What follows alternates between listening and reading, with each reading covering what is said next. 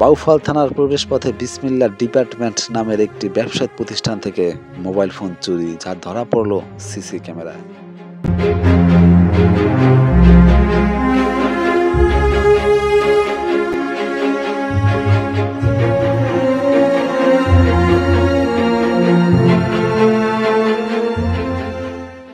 দোকানদারের সেই ফোনটি ছিল চার্জে বসানো, আর চোরের ধান্দাই তো চুরি করা। সেই চার্জে বসানো ফোনের উপর তার হাতের ব্যাগটি রেখে সেই দোকান থেকেই আইসক্রিম কিনে খাচ্ছিল সেই চোর।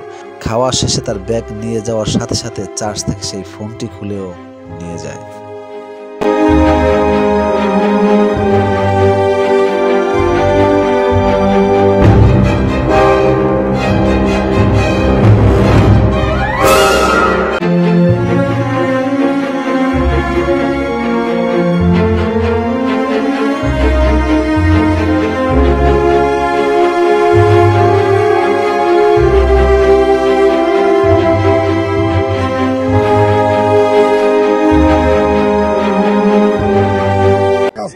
মানে দোকানে আমি বেচা বিক্রি নিয়ে ব্যস্ত ছিলাম, কাস্টমার ভিড় ছিল।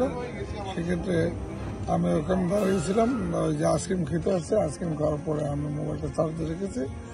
চার্জে রাখার পরে কিছুক্ষণ বাদে দেখেছি মোবাইলটা নেই। তখন আমি video clip, CC camera footage দেখে দেখেছি আমার মোবাইলটা এসে নিয়ে গেছে। এবং তাকে আমি খুঁজতেছি সে কোথায় আছে, কি অবস্থা আছে, এবং তাকে ফিজিক্যালি আমি চিনি, দেখলে চিনি, বাট আমি তার ঠিকানা জানি না। চেহারাটা ভালো করে দেখে রাখুন, যেখানেই পাবেন আইনের হাতে তুলে দেবেন, যেন এরকম ক্ষতি আর কারো কখনো করতে না পারে।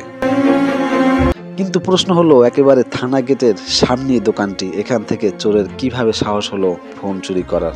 তার মানে কি আমাদের আইন শৃঙ্খলা বাহিনী সত্যিই কি দুর্বল হয়ে গেছে? তা না হলে এত সাহস কোথায় পেল? আমরা বাউফল থানা নির্বাহী কর্মকর্তার কাছে বিনীত অনুরোধ করব, এই চোরকে খুব তাড়াতাড়ি ধরে যেন আইনের আওতায় আনা হয়।